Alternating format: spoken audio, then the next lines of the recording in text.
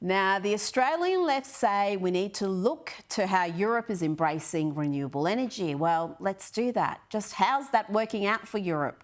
Well, the average annual energy bill surged 96% from last autumn in the UK, and with winter approaching, the cost of keeping a house warm is going to get even worse. And it's worth remembering that the UK's reliance on Russian gas is very low. They're not Germany. They only use around 3% from Russia. The invasion of Ukraine cannot be blamed for the enormous increase in prices, which began well before the invasion of Ukraine.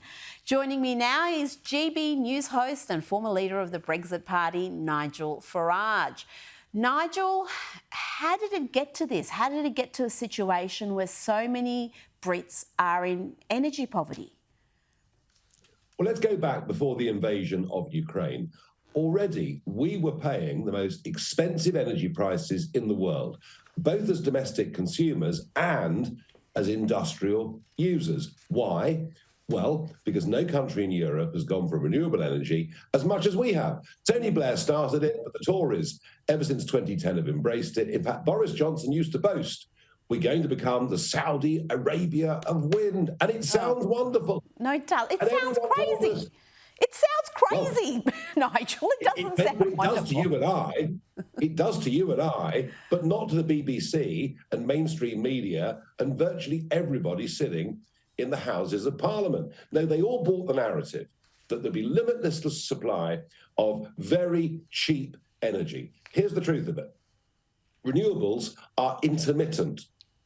And that means you have to have solid backups, gas, coal, whatever it may be, for those periods of time when the wind doesn't blow. Also, it doesn't fund itself without tax subsidy. And that tax subsidy has been loaded onto our bills. So the net effect, and you'll hear this in Australia too, you'll hear a jobs revolution, it's going to be wonderful. The net effect of our policies is that we have exported hundreds of thousands of manufacturing jobs to other parts of the world, and we now import energy that we need that we could produce at home. And I think Australia is headed down exactly that route.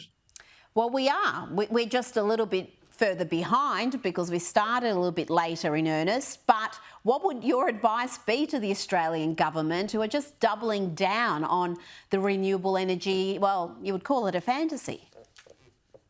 Take one long, cold, hard look at the old country and see what good it's done us. It's been an absolute disaster. And compare and contrast that with the USA, all right, who turned themselves around into being an energy exporter. They are paying less than half for their electricity and natural gas than we are on our side of the pond. And that's why, in relative terms, American business, American industry is doing so much better than all of Europe. Now, we know the Tories have been captured by the climate alarmists, but where do Labor sit on this? Are they even worse with what their policies are? I think across the board, Labour are worse than the Conservatives, but only very, very marginally. I mean, we finished up with a Conservative government with an 80-seat majority that is now committed to the highest taxes the UK's ever seen in peacetime, a fanaticism towards net zero that shows absolutely no signs of slowing whatsoever, a cross-channel invasion of illegal immigrants that they show no desire to stop. And frankly, the big debate now in the UK is what is the point of the Conservative Party? And frankly, I'm actually more against them than I am Labour, because they just lie to us at every election. They tell us they're about low taxes, small state, they're pro-business. They're none of those things. And I honestly think as we go into 2023, we're beginning to learn that Jeremy Hunt and Rishi Sunak are globalists. I mean, after all, Sunak is our first ever Goldman Sachs Prime Minister. And I honestly, what is the point of voting Conservative? They are headed, in my view, for an even bigger loss than they suffered to Tony Blair all the way back in 1997, and it is going to be thoroughly deserved. Well, absolutely. I'm with you as far as having disdain for imposters, people who pretend to be conservative but are nothing of the sort. And they won a massive landslide on the back of Brexit, on the back of their conservative credentials. And once in power, they became Labor. They became the Labor Party. Wow. And you've just described some of their climate change policies, which have...